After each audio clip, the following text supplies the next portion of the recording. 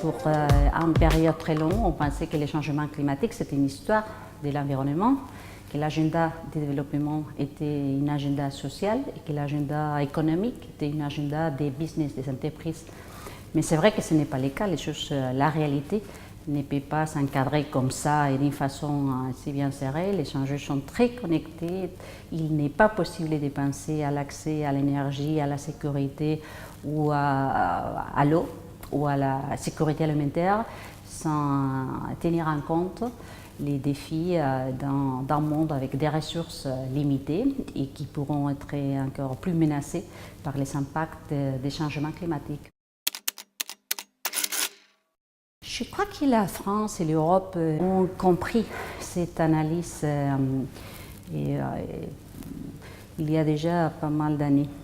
Ils ont aussi découvert que même si l'analyse d'un point de vue intellectuel, rationnel est tout à fait vraie, il n'est pas si facile que ça de dire on va changer d'un jour à lendemain et les choses changent. Il y a une difficulté à transformer les systèmes, les investissements, les conceptions. Quand on fait des propositions par rapport à cet agenda, il faut bien penser à la transformation, aux périodes de transition pour tenir bien compte des différences de chacun. Même dans notre continent, il faut aussi penser que la transformation, c'est une transformation très demandante pour les entreprises, pour les sociétés.